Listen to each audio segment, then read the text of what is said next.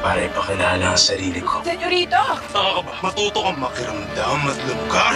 Kundi, ikaw ang lulunurin ko sa pool! Ang arte mo! Bakit? Sino ka ba? Tsugin ka lang naman. Tama si Tanggol, gago ka nga. At least akong gagong mayaman. Eh yung Tanggol, gago lang. Babas! Ano kung ayos ka? Bakit? Sino ba pinagmamalaki mo?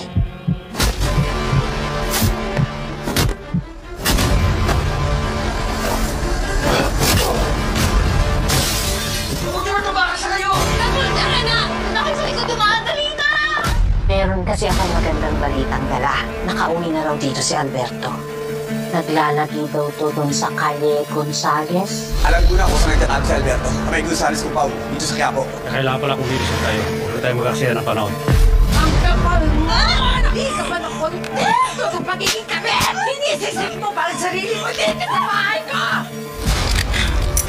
Asan na yung tapang mo? Marami na akong napatay na kriminal dito sa Quiapo. Marami na rin akong nakaharap na halak ng bituka. Sige, ipatok mo! Sinasabi mo nga ba, nakikipagkita ka dito sa bugante yung anak mo?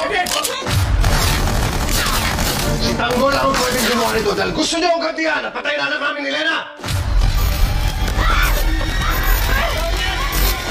Tapos nga, boss! Hinahasa nila ako na... Baba! Ganda ka, Pablo. Alam ko na ikaw ang gumawa sa akin ito. Patawarin mo ako. Di pa na kita nailigtas. Kaya pinapangako ko sa'yo ngayon. Igaganti kita. Tanggol, sigurado ka ba rito? Yan, may dumarating. Sino ba yun?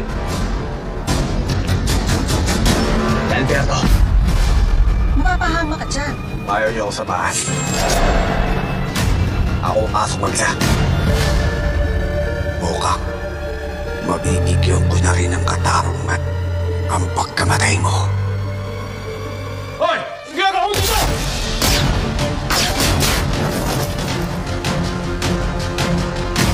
Pagkibukan niyo!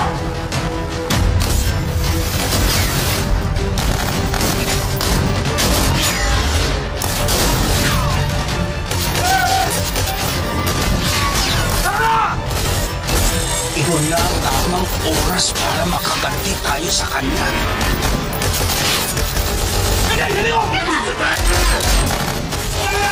Masyado ka marami sa ating kakayanin!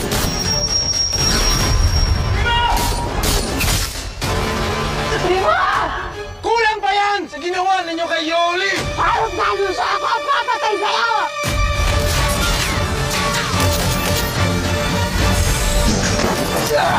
Ito na laking tumangay sa kimunik.